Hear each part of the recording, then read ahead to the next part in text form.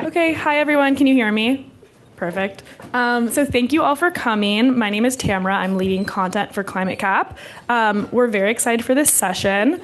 Before we begin, I want to do a quick reminder to submit questions via the Whova app, and at the end we'll get to those questions as much as we can. And thank you to our panelists. We'll all be introduced soon. But this session is to explore how leaders can better align with climate mitigation and adaptation in the world of accelerating impacts, limited capital, and uncertainty, balancing near-term resilience and long-term decarbonization.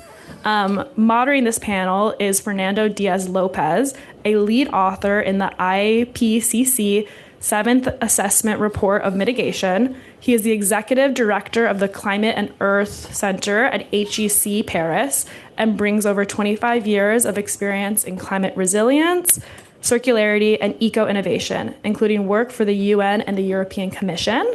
Please join me in welcoming Fernando and our panel. Thank you. Thank you very much. Yeah, we are good with the microphone. Yeah. Thank you for joining. We're very excited to have you here. So it means that if you manage to navigate the corridor, the stairs, avoiding the lift, you already contribute a bit to decarbonizing the event, which is really good. Just to give you a bit of a heads up, today we are talking about aligning climate mitigation and adaptation. So our session is the balancing act. It sounds like an accounting exercise, but I promise it's more than that. And today we'll examine if and how mitigation and adaptation strategies can be really brought together and can be aligned in a war and in a time where we are facing a lot of impacts. There's not enough capital in the world, and there's a lot of political uncertainty in some places more than others. But we also want to explore how leaders can make, and decision makers at all levels, whether you are a young management or a more experienced professional, we can actually, we help to illustrate how there are certain context-specific discussions, or how certain tools, or how certain trends in solutions, but also in investment, can be brought together to combine the power of climate adaptation solutions and decarbonization solutions towards what we call in the US resiliency. In Europe, we stick to the term and we say climate resilience development, which is the longer term. Resilience too. Yeah. And I hope you get some practical insights. Your Whova app is right in front of you, I hope, and then please join me to welcome our excellent panel, and I'll let you to introduce yourself. Maybe we start from here. So to provide a bit introduction of who you are, what you do, and then we get kick-started. Sure, sounds good. Good morning. Can everyone hear me okay? Great. So I am the Undersecretary for Decarbonization and Resilience at Massachusetts Executive Office of Energy and Environmental Affairs, which means I have the wonkiest title in state government. And so as you think about your future and how you want to contribute to space, one, today's a milestone. You met the wonkiest title in state government. And two, think about titles that might roll off the tongue a little more easily. But what that means is that within the state, I lead the teams that put together both our roadmaps for how we're going to get to net zero, how we're going to reduce greenhouse gas emissions, how we meet legislative mandates for greenhouse gas emissions reductions over time as we work towards net zero by 2050, and then oversee the progress towards that. So my side of the team that does that part of it, there are less than 10 people, and so much of it is working across all of our agencies within energy and environmental affairs. So environmental protection, energy resources, Department of Conservation and Recreation. We also work closely with our quasis, like the Massachusetts Clean Energy Center, and really work to implement all of the things that they have to do to keep us going. And a big part of that also is how we work with the business sector and communities. On the other side, for resilience, I lead the team that puts together our statewide hazard mitigation and climate adaptation plan. And so again, the roadmap for how we are helping the state to adapt to the impacts of climate change that we are already experiencing. I oversee our Office of Climate Science that really looks at what do climate hazards mean here in Massachusetts. what are the impacts of those on public health, on infrastructure, on governments, on the economy, on natural resources, and then again, what are we doing about it? And a big focus within my team too, in terms of the what are we doing about it, is how do we enable communities to be able to build resilience to the changing conditions that they are facing every day, because so often they are the front line of it. So I'm really lucky that I get to work on both sides of it, and common themes across that are just how do we stretch every dollar? How do we think about ways to use finance, for example, so that we are leveraging public and private resources? And how can we make those tools accessible to the different types of entities that might want to be engaging in finance? Because one tool isn't going to work for everyone. Also really thinking about how do we bake decarbonization and resilience into just how things are done. Like, how do you design critical infrastructure, looking at the building code and pieces like that. So most of my career has been in public service, but certainly a common theme throughout is how do you leverage innovation in that space and drive that forward and scale that as you look for how do we find solutions to these really gnarly problems that we're working on. Great. Yeah, great to be here. My name is Brendan Ng. I lead strategic partnerships at Woodwell Climate Research Center. For folks who may not be familiar with Woodwell, we are a research institute based in Cape Cod here in Massachusetts. We're part of the Woods Hole Research Consortium, and we have a team of around 100 scientists who are working on a range of projects, all aimed at ending climate change and reversing negative impacts from climate change. So we have folks who are doing research on permafrost in the Arctic. We have teams that are looking at regenerative agriculture here in the US. We have teams working on deforestation in Brazil and the Democratic Republic of Congo. And we have teams that are looking at climate risk, so doing climate risk modeling, understanding how a warmer world impacts our weather systems. We, as an organization, are a bit unique in our space as researchers, where we're not only doing the research, but also going out and looking to ensure that folks are using it. So we have a policy team down in Washington that works at the federal level, trying to ensure that policymakers have access to most accurate and recent research. Two of our former presidents at the center have ended up as chief scientific advisors in the Biden and Obama White Houses, respectively. And outside of the public sector, in my role, I interface directly with folks in the private sector. So we've worked with consulting firms like McKinsey. We've worked with asset managers like Wellington Management here in Boston. Have worked with a couple pension funds and then large corporates, trying to ensure that they're adequately pricing risk, that they're understanding opportunities that come from doing business in a warmer world, and generally informing them on climate science. I'll say I'm really excited to be here. I can't tell you how many conversations I've had with business people where we'll give a whole presentation on adaptation, and then someone will raise their hand at the end and say, "What's adaptation?" So it's good to see that we've got a future generation of business leaders who understand, are curious, and have come to hear more about these issues, and look forward to learning more from my fellow co-panelists as a native Bostonian as well. David? Hello everyone, David Wilson with the Massachusetts Clean Energy Center. We're a quasi-state agency, the Economic Development Group for Clean Energy and Climate Tech in Massachusetts. And so we have a kind of double mission of promoting the growth of these industries, both as a source of jobs and economic growth in Massachusetts, and as a way of helping us meet our climate goals. We do that through a number of different tools. We have teams working on accelerating the deployment of proven clean energy tech like offshore wind, like building decarbonization, grids, and clean transport. We also have a workforce development team that focuses on making sure we have the skilled, trained workforce needed for these industries to grow.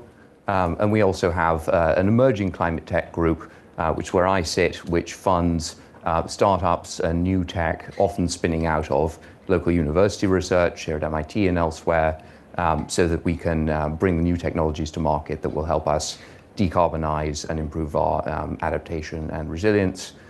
So most of what I do is early stage venture investing with public money effectively, working alongside private venture capital firms, angel investors, corporates that want to back new climate-related tech, help it get through its R&D and early commercial stages and into the hands of customers. And we're increasingly thinking about the adaptation resilience side as well as climate mitigation, emissions reduction.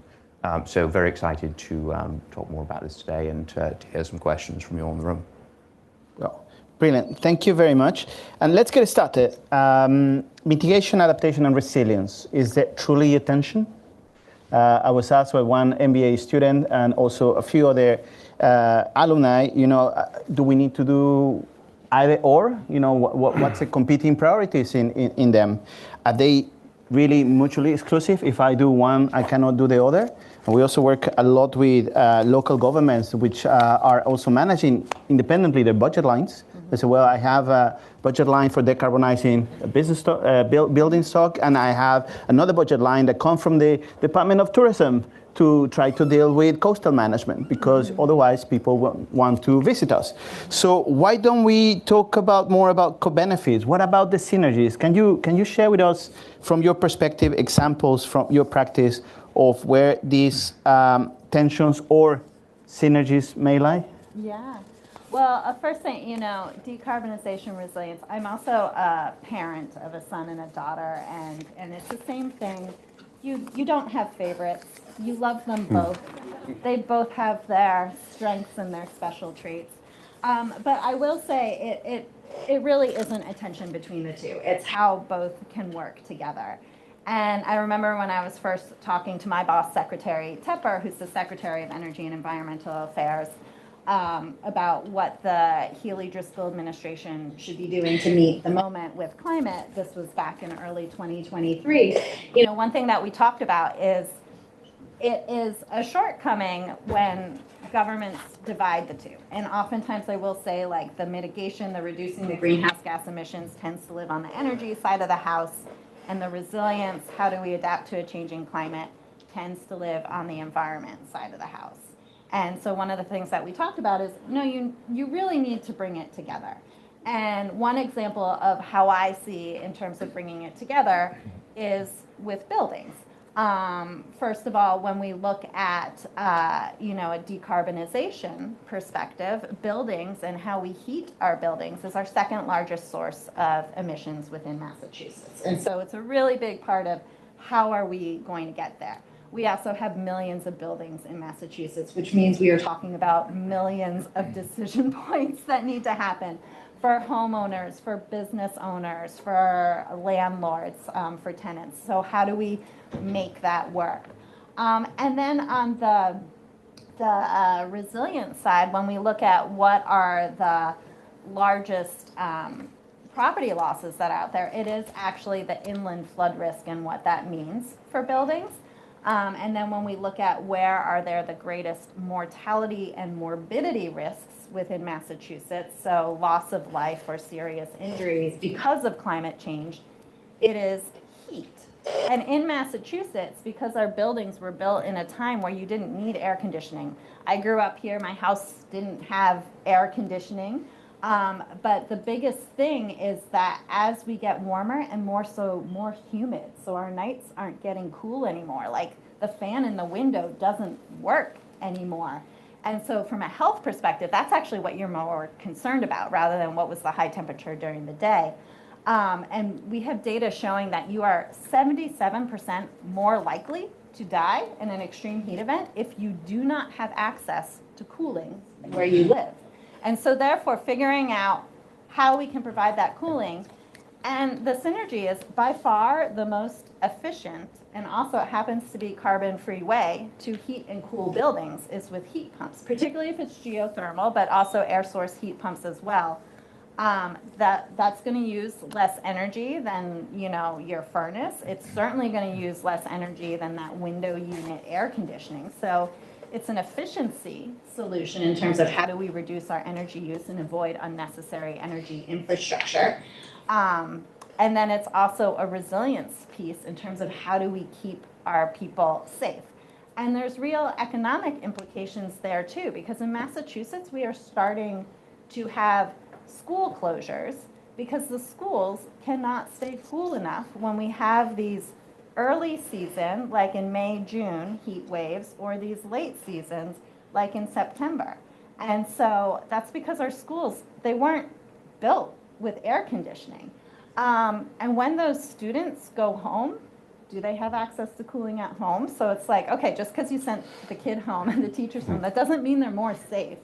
And then also the economic disruption of that. If you're trying to get to work and all of a sudden your school's closed, or like sometimes the school closes in the middle of the day, and so it's like, oh, I've got to leave and get there. That has major implications for our business community too. And so a lot of it, I think, is really what is the value proposition of being able to bring these pieces together.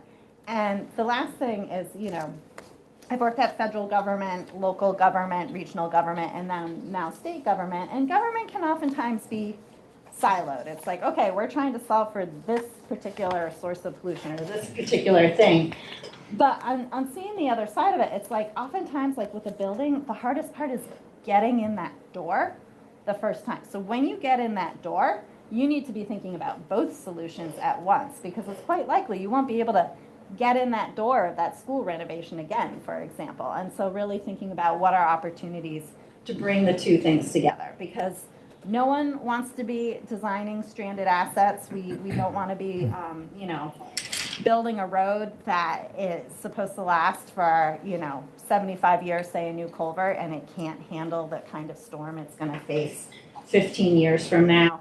And I think that's also a big value proposition when we work with the developers community. It's like, no, we as a state need to help you understand what that risk is and set standards for how you can go about doing it. That's going to help you with your capital stack.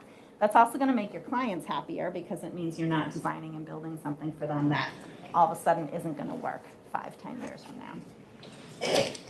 Thank you, Catherine. Brendan, from your perspective, how does resiliency work in practice? Yeah, I also would just kind of add to this idea that there's a lot of overlap between mitigation and adaptation, particularly when it comes to natural systems. Mm-hmm. So a lot of our scientists are working on projects that include regenerative agriculture, nature-based solutions, and things like this. And we're here in Boston. If you think about coastal resilience, for example, maintaining local ecosystems on waterfronts has both resilient and mitigation co-benefits, where we're sequestering more carbon by having just trees, essentially, on the coast. And simultaneously, we're keeping our communities safer by having those buffer zones. I think maybe a more tangible example of that is work that our regenerative agriculture team is doing in the American West right now, where we're working with a group of farmers who've had real problems with declines in their crop yields due to extreme heat. And this mainly comes from degradation of soil quality. So they came to our scientists looking for an adaptation solution, essentially. The world's hotter, our crops are struggling to survive, what can we do about it? And part of what our scientists introduced to them was regenerative agriculture solutions such as crop cover, so growing non-harvestable crops that essentially protect the soil from direct impact from the sun, enable the soil to keep more moisture, which in turn leads to healthier crop yields. And one of the co-benefits that they found that, again, farmers didn't really care about, they were just looking for a solution in terms of our crops are failing, how do we make sure that we can continue to earn our livelihoods, was in measuring soil quality that had improved due to these regenerative techniques. They found that per hectare of land, the soil was able to sequester between 1.2 and 2 additional tons of carbon, which is massive from a mitigation perspective. So if you scale that to global croplands, we could sequester between 20 and 30% of global emissions just by switching to these sorts of regenerative practices. So an area where, again, you kind of have folks with these different incentives coming into it. In this case, you're leading with adaptation. You have people who are worried about how do we thrive, how do we continue to make a living in a hotter world? But ultimately, that does come with mitigation benefits too. So I think there's real value in looking for that overlap. I think you're able to align towards people's incentives when you make that leap, and it's worthwhile sort of looking for those opportunities versus focusing on potential tension. I think given that we're kind of early here, I think there's a lot of opportunity where we can play at that overlap still. And when I hear you both, you're really talking about a combination of incremental steps in some cases, but also becoming future-proof for that major transformative shift that is required in 15, 20, 25, 30 years. So when you have not enough capital, when limited resources are available, whether you are a government program, a federal administrator, or an international financial organization, everybody keeps on telling that there is not enough finance in the world. In fact, the Climate Policy Initiative has estimated that we have what they call a climate finance gap of about 6 trillion US dollars that is required in the period to 2030. So that's massive. So basically, a lot of the investments are going to decarbonization, and the same source tell us that only 5% of the investment currently is going to adaptation. So this is not that it's right or wrong. This is just market dynamics. This is investment. This is funding, financing. And before we go to David, who's the investment principal, I'm not sure if you know that we focus a lot on the finance gap, which is true. Mm-hmm. But you're a business school, most of you MBAs, and I know you want to hear the positive side of the coin, you know, adaptation, mitigation, two sides of the same coin. You know, we're talking about a finance gap. And did you know that recent estimates tell you that every dollar, US dollar of investment in adaptation can be translated into 10.5 US dollars of added value? So that means that if you invest 133 billion today, you'll make a return of 1.4 trillion. So this is in terms how attractive the market and the traction can be. Now, I'm going to tell you something a bit more specific for you who are interested in agriculture, food and forestry, water sanitation, infrastructure, buildings, construction, cities, and settlement. The Tailwind Consulting has suggested that the market for climate adaptation and resilience solutions, the two of them together, you know, in addition to decarbonization, is currently a market in the order of $1.4 trillion a year. Doesn't mean that we have the capital to tap into that market, but the demand for solutions is about 700 billion from governments, 600 billion from consumers, 60 billion from corporates. So today there is a real need for innovative solutions, both decarbonization, adaptation, combination of both for resilience. So David, if there is a multi-trillion-dollar opportunity, but there is a huge finance gap, how do we address transformative climate adaptation and resilience while we keeping on decarbonizing, and what kind of solutions in practice you see coming up in the market? So what is driving those solutions, and how to finance them?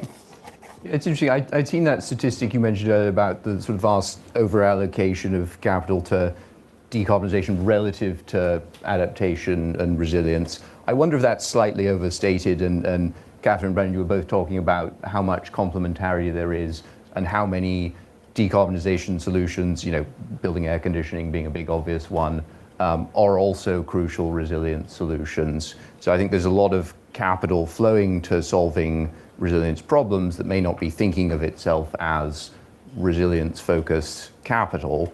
I do think we're seeing the emergence of resilience-focused capital groups at asset managers, specialist VC firms, Tailwind, whose statistics you cited a minute ago being one example there. And it's partly just because of the scale of the problem.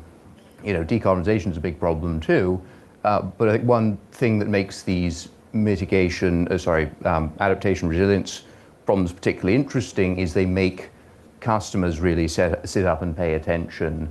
Ryan McPherson at Accelerate was quite interesting on this, speaking a short while ago, about how you can have excellent science and technology, but if it's not really meeting the customer and the customer's compelling problem where it is today, it can completely fail to get adopted. But so, you know, a big problem like decarbonization can be urgent and important and yet still too sort of nebulous to compel day-to-day action from customers. But, you know, if your building's practically unusable, you can't send your kids to school, your employee productivity is suffering because it's growing hotter and hotter, if your infrastructure is decaying faster and you can't keep up with it, you know, backlog of maintenance on your highway bridges because the degradation is worsening in a hotter and more variable climate.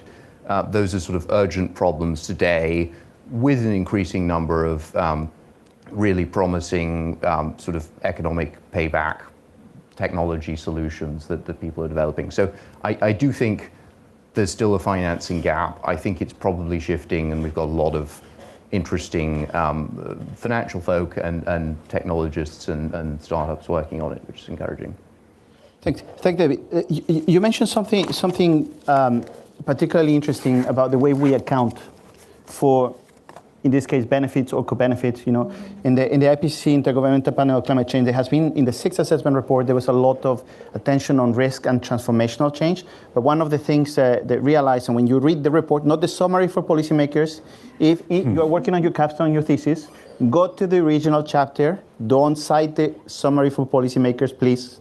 I make that request to everybody who's working on a specialized topic.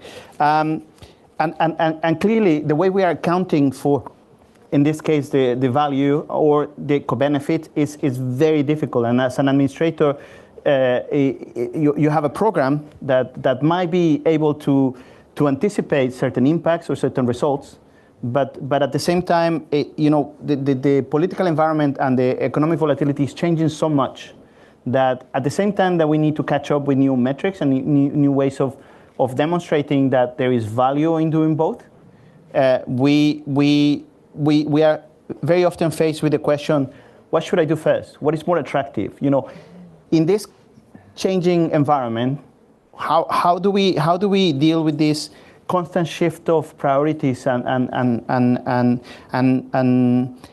change that comes, every 4 years, every 6 years?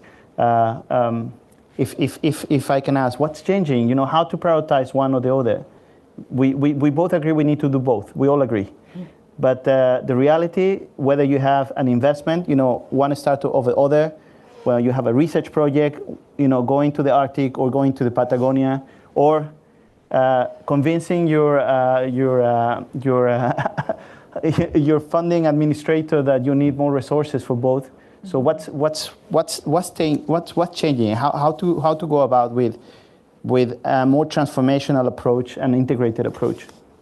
Yeah, well, I think one thing, and this is true, whatever field you're working in and whatever challenge you're working in, is like having a bunch of like good ideas out there and then figuring out and what's the moment to move on it. And so I know, my background, I actually went to MIT in Department of Urban Studies and Planning and in the environmental policy group. So we would talk a lot about the policy window or the agenda window in terms of when you could move on something. But I'd say it's the same thing too in terms of management and finance. And so just understanding okay, and based on where a focus is, then this becomes the place to sell this solution. And again, I'll give heat pumps as an example. When I first came into this role in 2023, there was the previous state climate plans focused a lot on heat pumps, just electrification generally. It's that's how we're going to get there. We're going to electrify everything, offshore wind, it's taking off. We're going to have all this energy and we're going to make it all electric, and that's how we're going to do it. It wasn't quite that simple, but that's the really short and sweet. And now when we talk about, we still do need heat pumps for the reasons I talked about earlier, but the way that we talk about it more is it's an energy efficiency solution. If we are in an energy affordability crisis, and because of the Trump administration starting wars without thinking about the economic implications of what's going on, then it just means our natural gas is an increasingly global commodity. Fossil fuels are a commodity. A lot of decarbonization is a technology. And so look at that separately. Commodities, you're going to be at the whims of other things, but technologies can really help you solve the solutions. And so when we think about the energy affordability crisis, it's okay, we really need to avoid unnecessary spending on more electric transmission and distribution infrastructure. And we really need to make sure that our energy sources, whether it's what's generating our electricity or it's what's heating your homes, that we're thinking about what are ways that are more affordable over time. And so when we talk about heat pumps as by far the most efficient way to heat and cool, like that's the better way to talk about it. And also in this moment that we're in now, and also given that we've had several extreme heat events and that's very front of mind, it's also like, okay, and you need cooling. If you're going to be doing it, by far the most efficient way to do it is with this technology. And so I think, you know, you can still be consistent in, hey, we know that this is something we need to do more of. It's just how you talk about it over time might change, and therefore what opportunities are out there to try to finance it and move it forward might be different based on the angle that you're trying to solve for.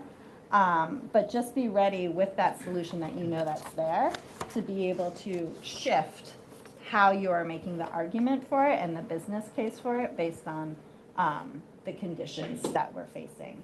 I think another thing is just like, what is the moment of market transformation? Like right now, Mass Save, which is our utility-run incentive program for energy efficiency and electrification in buildings, right now, a fairly significant part of that budget is installing heat pumps. But we know nationwide, heat pumps are now outpacing furnaces in terms of what is going in. And so in this period of market transformation where we have to help that along, you know, my bet is that 10 years from now, that transformation would have happened and we'll be moving on to the next thing, just like the Mass Save program previously used to focus a lot on really efficient lighting. And now, like, that market transformation has happened. We don't need to subsidize that as much. And so a lot, too, is just like, what do we need to do in the moments that we're in government to help create the conditions and spark the market transformation, understanding what are some of the barriers that exist that we need to help break through so that then that transformation can happen faster and then we can work on the next piece of the problem. Brendan, could you? Yeah, I might just expand on that a little bit by adding sort of a big global lens to it, just in that a lot of our work is international, and I think the equation when we look at mitigation versus adaptation globally is a little bit different. So we do work in the Democratic Republic of Congo where climate change is here. It's not something we're talking about 5 years from now, 10 years from now. Obviously that's the case in Massachusetts too, but stakes in terms of lives and livelihoods can be a little bit higher in developing contexts in particular. And when you're weighing adaptation and mitigation, a lot of the research to this point suggests that it can make sense to start with adaptation. The UN Office of Disaster Risk Reduction, UNDRR, has done some research where they describe vicious and virtuous cycles that communities go through, where for communities that fail to adapt first, they'll be spending all of their attention, energy, and resources on either recovering from the prior disaster or preparing for the immediate next one, which is sort of a case to start with adaptation. It's the idea of getting your own oxygen mask off before helping your neighbor kind of thing. Your ability to have slack and attention and capital that you can dedicate towards more forward-looking problems is limited by how much you have to spend on kind of immediate disasters that are hitting you. So in that sense, I think there's cases where it can make sense to start with adaptation, make sure that you've got your immediate future secured. And what they found is that on the flip side, there's virtuous circles where communities who do have their feet under them a little more soundly are then able to invest and focus more on mitigation as well. So just sort of a different angle at it, but I agree with everything Kevin said too. And David, that calls for an opportunity for business to step into the solution side of the balancing act. So would you have any ideas of how to capitalize on the opportunity for business, whether it's a startup or a large corporate? I think large corporates, again, they're increasingly feeling these adaptation and resilience sort of shocks of climate change in their day-to-day operations and having to urgently adopt new solutions to them. For startups, I think it's an interesting opportunity to find one or two really urgent pain points that can get you over that was often the most difficult stage of your existence of early commercial adoption to the point where you're then down the cost curve and can serve broader markets. So you think of that, local company we've backed, like Nona Technologies, MIT spin out, developing some very efficient water treatment and desalination technology. Of course, there's long-term opportunities to do that for drinking water in all sorts of contexts. Willingness to pay there is a bit lower, but they've found a really interesting beachhead in treating wastewater from cooling towers for power plants and data centers, where there's obviously CapEx investment boom at the moment, high willingness to pay because these customers need to get stuff built. They need to reduce operating costs because they need to maintain their social license to operate in a time of increasing water stress. So you as a startup can use that immediate resilience problem to get your tech adopted and then be in a position to serve broader markets. So that's one interesting approach. I would see other companies doing it in analogous markets. And many of these corporates, startups, and government administration, state level, federal level, international organizations, they all need professionals that understand the game. And the last 5 minutes of our conversation before we move to the Q&A, I'm sure you all are interested on what's in it for you as an MBA.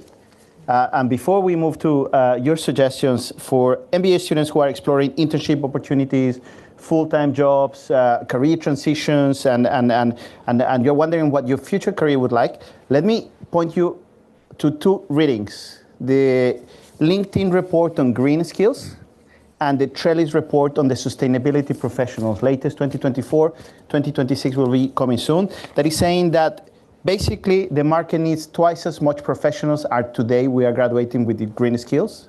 And if you have green skills, regardless of you going to a green job or not, you are likely to get almost 50% higher faster than people without those skills. You don't need to become a specialist, but you need to understand how to talk and how to manage specialists in your career as a future MBA. So to our panel, what would you tell our MBA students to in the room how to deal with your future career, or how to get those internships or develop those opportunities if you are to move into a climate adaptation, resilience, and decarbonization professional, like an all-in-one integrated in one package? What do you tell them? Where to go? Well, one thing I'll say is one of the things I love about my job and being here in Massachusetts and Boston, all the access to universities that we have is when we have students working with us for a semester or for a couple of years at a time or over the summer, so that it gives them an opportunity to see firsthand, like, what are the problems that we are trying to solve for. And so certainly getting to know that piece of it, I see as valuable down the road. One of the other big growth areas, as we're all realizing, like, finance needs to be a bigger part of this solution, is just really opportunities to develop those. What are the different finance tools that could support the different portions of both mitigation and adaptation? Like, where is the gap where we're really falling behind? Like commercial buildings in particular, that's falling behind. So what would be some finance tools that could help accelerate that? And when you look at it from adaptation, one of the hard things that, you mentioned every dollar invested in resilience is $10 in avoided damages. The U.S. Chamber of Commerce in 2024 actually looked at also the co-benefits, avoided economic disruptions, the job creation, and they actually found every dollar invested as $13 in benefits. But the tricky thing is the mismatch between who has to pay to make that infrastructure more resilient and then who's going to benefit when it doesn't fail. And so I think that is also a really big growth area that we need help figuring out how to leverage if we are going to be really able to better leverage the private sector and unleash finance tools. And so that is an area where I see a lot of potential, particularly for those who are coming out of business school, to help us solve those problems. Like the insurance industry, they want us to be doing more here as a way to reduce the risk that they then have to manage. But like, okay, well, how can we leverage that industry better? What are different ways to be doing that? So that would be my piece of advice of like a key area where we really need to better figure it out. And just to tell Catherine, in France, the reinsurers are particularly worried about this. Mm-hmm. So it's not only the insuring, someone needs to insure the insurer. Yes. So if you are in finance, and that's an opportunity there, just to say. Brendan. Yeah, I would add on with another major problem that we see working from scientific space, where there's just this huge translational gap between scientific research and actually implementing it in financial systems at the moment. Climate models have gotten remarkably accurate, remarkably precise, and I alluded to this before. We have a partnership with Wellington Management in Boston, and in order to translate the scientific research that we were doing into their investment decision making, they had a team of 6 people working on it who had climate backgrounds, understanding what the science said, figuring out what opportunities in the market were presented from that science and how to execute on it. And it's great. I'm glad they made that investment, but that model doesn't scale super well. It's not like every asset manager is going to hire 6 people to look at our research and translate it. So I think for folks who are well-versed in the climate science and in the business side, there's a real advantage in being someone who can kind of be that bridge, because there is competitive advantage in being able to properly price risk and identify opportunities that come from existing in a warmer world. One other thing I'd add is, David alluded to this before, but there's a whole section of industry that is working on adaptation and doesn't know it. There's folks working in engineering construction, folks working in early warning systems, folks working in health. That's going to change as we see different distributions of disease vectors. And these folks do not consider themselves to be doing adaptation work, but if any of these areas are of interest, I think there's real space for people to take advantage of the fact that a warming world does present really a secular tailwind for some of these businesses for whom there will be business opportunity helping us adapt to a changing future. A quick plug I give on that is one of our board members, Aniket Shah, who runs research on climate at Jefferies, put out a taxonomy of sort of the entire market landscape of companies that play in that space where they're probably doing adaptation and don't know it. So feel free to come find me afterwards. I can share some of that information if people are looking for leads on areas to start their search. David, your 2 penny cents for the MBA students. I would echo Catherine and say we need more MBAs in the public sector working on climate finance and adoption of these solutions and public-private partnerships, whether that's with the City of Boston, with state-level authorities, with quasi-state groups like us or like NYSERDA or Connecticut Innovations who are investing in climate solutions. I think there's huge opportunity there. I'm a great advocate for spending some time with a startup developing new technologies and products in these fields. There's huge opportunities to do that around the MIT ecosystem, whether that's with the Climate and Energy Ventures class, MBAs teaming up with bright technologists, spinning things out of the labs here. It's a very worthwhile way to spend a few years post-graduation. And I would make one self-interested pitch for our Mass EC Clean Energy Internships program. So if you're interested in working with any clean energy, climate-related employer, whether a startup or an established corporate here in Massachusetts, we offer internship support, and you should definitely take a look.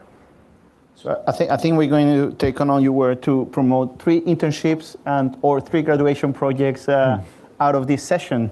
Let's move to questions, if you don't mind. We have a lot of questions about heat pumps. For your information, I have a heat pump in my house, and I have a small-scale wind turbine, and we're having a lot of permitting issues to install solar in France, although the national law says you can do it. Historical buildings cannot very easily have solar on the roof, so it's a headache. We're not going to answer the question about heat pumps because we have talked a lot about heat pumps. However, let me go back to that part when it was mentioned about these avoided damages figures. The 1 to 10 or 1 to 14, 1 to 13 ratio. Yeah.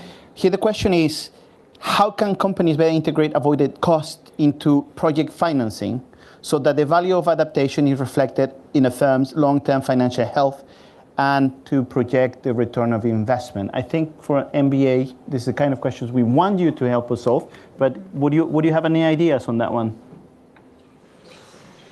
I think part of the challenge is a lot of organizations don't have the internal expertise, whether it's climate and risk modeling or financial, necessarily to integrate that into their planning and their investment decisions. There's probably a role to play for third-party finance, where you have groups doing shared savings on energy efficiency and clean energy retrofits of commercial industrial buildings, to take more adaptation and resilience and cost avoidance measures into consideration.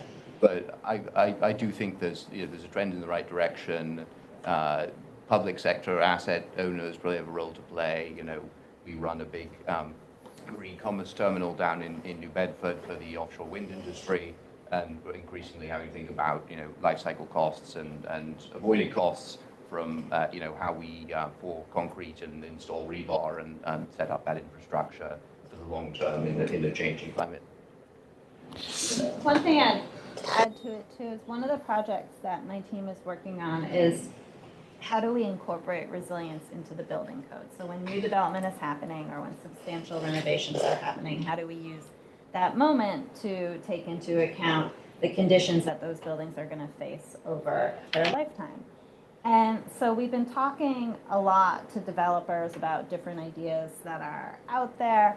And one of the things that they said is they are really eager for the state to be doing this because as they put together their capital stack, where there's greater uncertainty, then that increases their costs. So if there were clearer standards from the state of okay, here's the risk that we're dealing with, and then here are the building standards that you need to make to mitigate that risk, they're actually seeing it as that's going to make it easier for us to put together our financing to get projects done. And so when we went into the conversations, we were like, oh man, they're going to be fighting us because it's going to be oh wait, potentially a little more upfront costs, and they aren't owning this over time, and so don't care as much. But they're like, no, actually, this is great because we already have to factor in risk and uncertainty, and without a clear way of how to do it, it's becoming even more expensive. And so, so this is something that really helps us out. Right. Now, we have a couple of questions that I'm going to merge into one because they refer more or less about the same. So what are the low-hanging fruits? Or what are those solutions, whether they are technologies or industries, that you are more excited about in terms of decarbonization, adaptation, and resilience? But one of the questions is about where are more activity towards, job opportunities, and the other one, more activity or more, attractiveness in terms of investment opportunities. I guess some of you are on the market or, willing to invest in the market. So do you have any favorite picks in addition to what we have already discussed? I think low-hanging fruit often comes where you have some reasonably drop-in or retrofit replacement for what's already there, whether that's a rooftop air conditioning unit that takes advantage of clever material science to suck out humidity and reduce energy costs, but it's the same form factor as what's already there. It doesn't require changes in the building structure or the workforce that's installing it. You think about advanced heat pump water heaters that are plug-in and simple for installers and customers to adopt that are delivering considerable savings plus increasing resiliency in time of volatile energy prices. Those things that aren't really requiring changes to the infrastructure or customer behavior around them are generally the low-hanging fruit that we see. I would just add, I think insurance is a really interesting space right now. I think there's a whole range of new products that are coming out of insurance markets to meet the needs that are caused by a warming planet. I think parametric insurance is one area I'd call out if folks are familiar with that space, where instead of essentially waiting for damage to your house, having an assessor come out and getting paid based on what they assess damage to have been, you take out a policy for a certain amount of risks. You'd say, I know every time it's 110 degrees in my data center, I'm spending $10,000 on air conditioning. So you take out a policy for that $10,000 that triggers anytime you exceed that 100-degree day. So I think sort of developing these sorts of financial measures to address pain that folks are already feeling is a great way just to deal, as Catherine was alluding to before, with problems that people are having today already as kind of a way to get in the door. Yeah. One other piece I want to add, I agree with everything that the panelists has said. It's also looking more at peak load management. A lot of what drives our cost is, what it is at the most expensive time of the year. Like right now, we are summer peaking. We use the most electricity when we're having those heat events. As we electrify more of our heating sources, we're going to become a more winter peaking system. But there are a lot of technologies that are coming, like with utilities installing advanced metering infrastructure and just technologies that are out there through heat pumps, heat pump hot water heaters, smart thermostats, electric vehicles, which are basically batteries on wheels, and vehicle-to-grid charging of like, how can we really help these things work better together through distributed energy resources, and what is the value proposition there? And I think, right now we're embarking on our next 5-year roadmap for our path to net zero to get us out to 2035 on our goal to 2050, and that is an area that we're thinking is going to be a lot more focused than it has been in the past. And I'm going to abuse the power of being the moderator because we have a couple minutes to spare to tell you the area where I'm excited about for investment and where I think there is a lot of opportunities for creating your own gig. Nature-based solutions, green roofs, renaturation, this water flood, areas, where there is a river and then you need to divert the flood. All of that is low tech. You almost need no tech. You need to be quite well built probably, or get a crew that helps you to do the hard work. But there's a lot of opportunities linked to regeneration. So climate resilience and regeneration are extremely compatible. And there are areas where probably they are not as fancy as the tech market or fintech or many other areas that you will hear, no matter where you are doing your MBA program, that there is a lot of opportunities. Yes, there is a lot of opportunities, but if you are tap into that 1.3 trillion US dollars a year market opportunities, if you are thinking about launching a venture, you may want to consider those areas of low tech, more related to climate risk management, solutions for climate damage, and with an area where today, according to our own estimates, about 30% of the solutions for climate adaptation that we need are not in the market because they don't exist yet. So there's a huge area of opportunity there, but that's my view. Now, final question before we move to closing the panel. Hard to choose, but I'm going to go for the one on the role of governments for funding mitigation and adaptation, because we got lots of expertise. But there is a keyword in not only in the IPCC 6 assessment report, but in day-to-day practice, especially with insurance, that they talk about more and more about maladaptation. You may have the solutions that we think that are appropriate for right now, but we don't know if long term we're going to have negative consequences, rebound effects, or simply the adaptation solutions that we have today may not work as well in the future. So how do we ensure that in these virtuous and vicious cycles that Brenda you were talking about, how do we prepare for avoiding maladaptation, especially for communities that or homeowners that right now, if I'm going to get a certain level of energy efficiency, but my house is on clay soil, very likely it's going to get, with the soil going to contract and expand at a rate that we've never seen before. And that's actually a factual from Ile-de-France, where we live, where I live, where the school is. 50% of the houses are on clay soil. So how do we prepare to avoid maladaptation? That's a question from our students here. It starts with better climate science, doesn't it? And being better able to predict what adaptations we will need and what the trade-offs are. And that helps to inform the policy and the technical solutions to those problems. Yeah, agree with that, and that's why when we look at our adaptation work, it's a cycle where first we update what is the science saying about what this means in Massachusetts, and then we assess the impacts of that on our buildings and our people and our economy, and then we come up with, so what are we doing about it? I think the other role for government, and something that we're moving forward in Mass Ready, which is our environmental bond bill that's moving through the legislature, is flood disclosure. So a role of the government is just making sure that then when we have that information, it's out there. And so in the case of this particular provision, it's saying, before a renter or a buyer executes that contract, that lease or that sale, the building owner needs to share information about flood hazards, history of prior flooding, things like that. So it's just, you can make better decisions. And also in doing that, that's going to help to incentivize the building owner to do some of those things that they can do that will help reduce that risk. So that's another piece of it, of just making sure that as we get that information, we're doing it in a way that is available to consumers, to industry, to local governments, to everyone who needs to use it, and that can inform their decisions and the actions we need to take. Now, the million-dollar question, because it keeps on popping up, although I said, well, we'll keep it for later, but the government cannot do this alone. You know, we don't have enough capital and we don't have enough money in the treasury to do this.